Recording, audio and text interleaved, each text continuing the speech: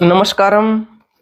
चैतन्य योगपीठ द्वारा चलाए जा रहे नित्य निरंतर योगिक क्रियाओं के अभ्यासों की श्रृंखला में फिर से आपका स्वागत है। देखिए, त्रिदोष के सिद्धांत पर काफी दिनों से हम चर्चा कर रहे हैं और उस त्रिदोष में भी सबसे पहले हमने वात के बारे में चर्चा करी। वात के लिए काफी सारे वीडियोज बनाकर यथासंभव जितनी हम जानकारी प्रोवाइड करवा सकते थे, जितने योग करवा सकते थे, जितने प्राणायाम करवा सकते थे, उनके बारे में ज्यादा से ज्यादा जानकारी आपको देने का प्रयास किया है। और आज अब हम पित्त दोष के बारे में बात करेंगे। त्रिदोष की जब बात चलती है तो त्रिदोष यानी कि वात, पित्त और कफ। देखिए, ये हम कई बार आपको बता चुके हैं कि हमारा प्रयास सिर्फ और सिर्फ आपको जगाना है, आपको झंझोड़ना है कि आप जाग जाएं, उठ जाएं और योग की शरण में आ जाएं, ताकि आपका आने वाला समय सुखमय हो जाए। जब इंफॉर्मेशन की बात होती है तो आप किसी भी तरह की कोई भी इंफॉर्मेशन आज कहीं से भी आप इकट्ठी करके अपने जीवन को सुखमय बना सकते हैं, बशर्ते कि आपको अपने दिमाग खुला रखना है कि कौन सी बात सही है और कौन सी बात गलत है। तो आज हम चर्चा करेंगे पित्त के बारे में। सबसे पहले तो हम ये जान लेंगे कि पित्त है क्या, हमारे शरीर में क्या क्या व्याधियां लेकर आता है जब पित्त कुपित हो जाता है। तो पित्त जब कुपित हो जाता है तो हमारे शरीर में 40 प्रकार के रोग दस्तक देते हैं। उन 40 में से आपको कोई भी रोग हो सकता है। तो जब इनके लक्षणों की बात करते हैं तो लक्षण ये है कि जब यदि आपके सिर में दर्द होता है तो आप मान के चलें कि ज्यादातर मामलों में ये आपके पेट की गर्मी की वजह से ये आपके सिर में दर्द होता है। जैसे कि बार बार बताते हैं कि पेट यदि आपका दुरुस्त है तो आपका सारा शरीर दुरुस्त रहेगा।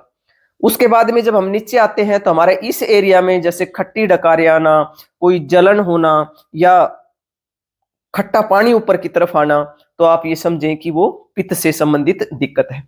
फिर उससे आगे बढ़ते हैं तो आप ये चले कि जैसे लीवर में कोई दिक्कत आ जाती है, लीवर में गर्मी हो जाती है, तो फिर जैसे पीलिया जैसे रोग आ जाते हैं।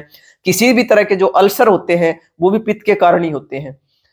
और उसके बाद फिर चलते हैं कि जो अपना पैंक्रियाज है, पैंक्रियाज में जब इंसुलिन की मात्रा कम बनती है तो मधुमेह जैसे रोग हो जाते हैं। और जब मधुमेह जैसे रोग हो जाते हैं तो पुरुषों में विशेष रूप से ये जो स्वप्न दोष की समस्या होती है, शीघ्र पतन की समस्या होती है, ये सारा पित्त के ही रोग होते हैं। यदि आप पित्त को संतुलित कर लेते हैं तो इन रोगों से आपको निश्चित रूप से छुटकारा मिलता है। जैसे यदि स्किन की बात करें तो स्किन पे जैसे सफेद दाग हो जाना या कोई दूसरे रेड कलर के चकत्ते हो जाना या फुंसियां निकलना, ये सारे जो रोग हैं ये पित्त के रोगों की ही एक पहचान है। तो जैसे आप ये मान के चलें कि जैसे आपकी नाभि के पास जैसे कोई दिक्कत होती है, जैसे कि कोई ब्लोटिंग टाइप आपको हो रही है या आपको कोई मरोड़ हो रही है या पेट में कोई इस तरह की कोई और दिक्कत है, तो वो सारी व्याधियां आपकी पित्त के कारण ही हैं। जैसे महिलाओं की बात करें तो उनमें जैसे माहवारी से संबंधित कोई दिक्कत है या फिर जैसे ल्यूकोरिया जैसी कोई समस्या है या फिर ओवरी में छाले की जैसे बात आती है या मुंह के छाले की बात आती है, तो ये सारे रोग पित्त के ही माने गए हैं।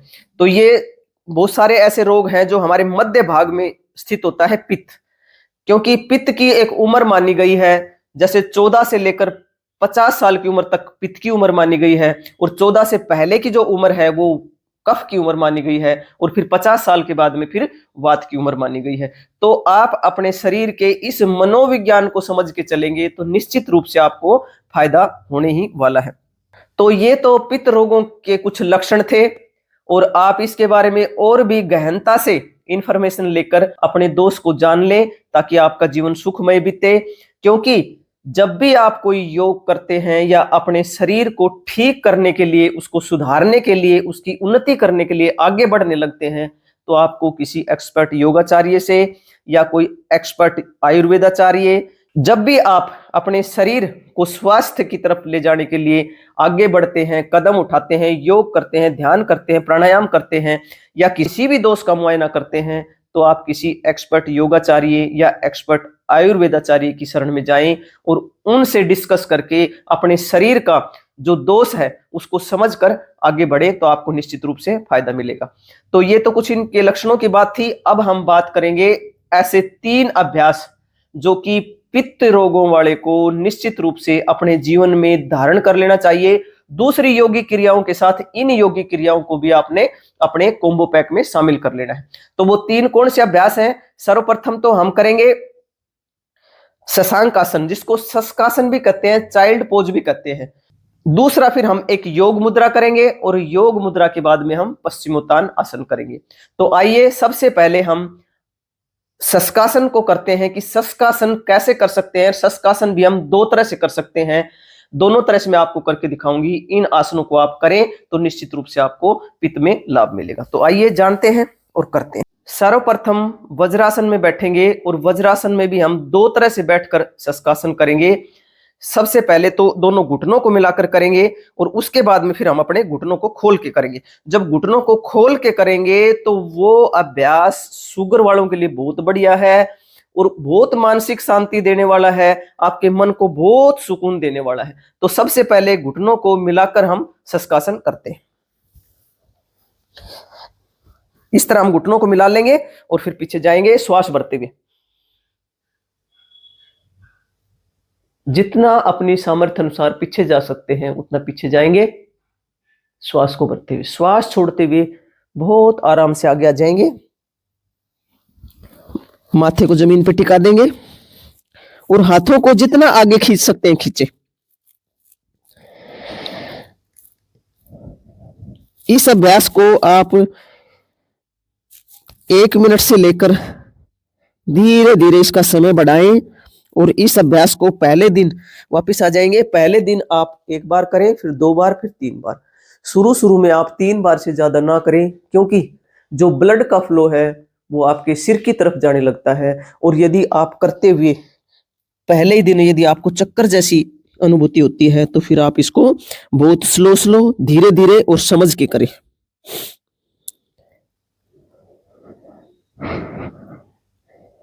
माथा जमीन पे टिकाए रखेंगे और सामान्य श्वास रखेंगे। श्वास भरते हुए अप,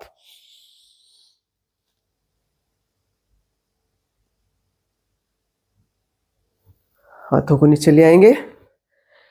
ये तो पैरों को मिला के करने वाला था, अब पैरों को खोल के करेंगे। पैरों को देखो थोड़ा सा खोल लेंगे ऐसे, ये आपके हिप्स भी जमीन पे आ जाएंगे और इस तरह बैठ जाएंगे। कमर गर्दन कंधे हमेशा सीधे रखेंगे, श्वासों को सामान्य कर लेंगे और पीछे हाथ को लेके जाएंगे। श्वास भरते हुए पीछे जाएंगे, आगे आएंगे। माथा जमीन पे उसी भांति टिकाएंगे और ठहरेंगे, ठहराव के साथ करेंगे। सामान्य श्वास, वापिस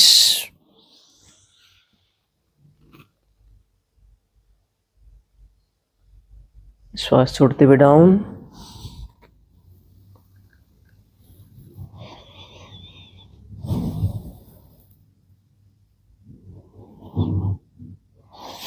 श्वास भरते हुए अप,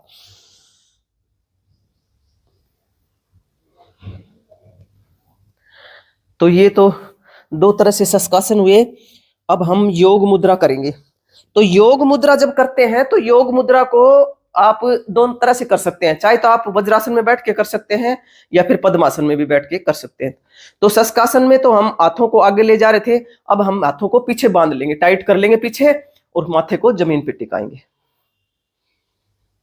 श्वास छोड़ते हुए डाउन,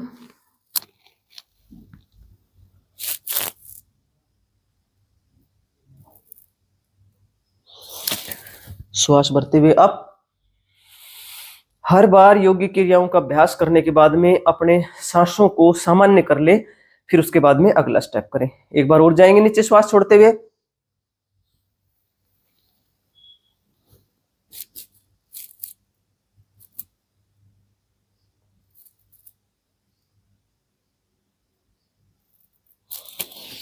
श्वास भरते हुए अप।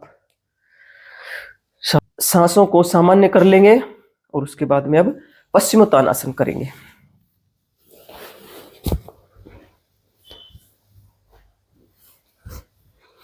पैरों को सीधा फैला लेंगे,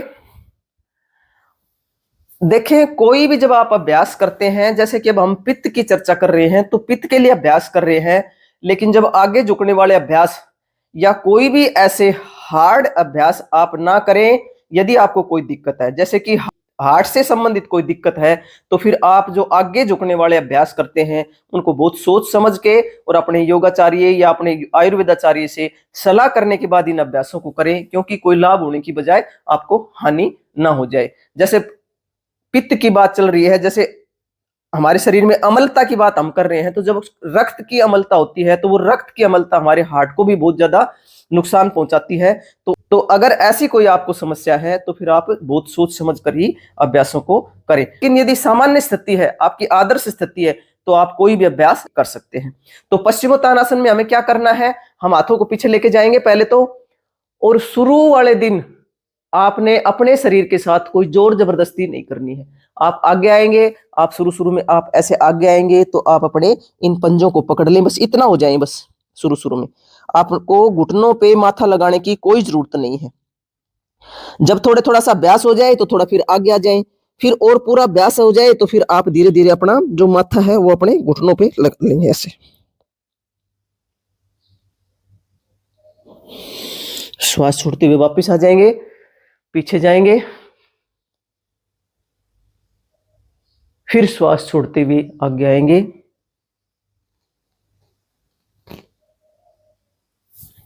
पश्चिमोत्तान आसन के लिए आपने क्या करना है, इस अभ्यास में जब आप आगे जाएंगे, तो जब यदि आप शुरू में कर रहे हैं तो आपको पूरा झुकने की जरूरत नहीं है। आप थोड़ा थोड़ा अभ्यास करते हुए 1 दिन 2 दिन 3 दिन अपनी जो फाइनल स्टेज है उस पे पहुंचेंगे। सबसे पहले श्वास भरते हुए पीछे जाएंगे, आगे आएंगे, श्वास छोड़ देंगे। पहले दिन आप इतना आ सकते हैं, इतना आए, इतना आए, इतना आए, जितना आप आ सकते हैं पहले दिन थोड़ा करें बस आप, क्योंकि आसन करके हमें अपने शरीर को सुखमय बनाना है। अपने शरीर के साथ हिंसा बिल्कुल भी नहीं करनी। फिर थोड़ा सा 1-2 दिन के बाद में आपको महसूस होने लगे तो फिर आप थोड़ा सा यहां से पकड़ लें, और फिर थोड़ा थोड़ा धीरे धीरे करते हुए आप आराम से अपने घुटनों पे अपने माथे को लगा लेंगे और कोशिश करेंगे कि कोहनियां भी जमीन पे टिक जाए।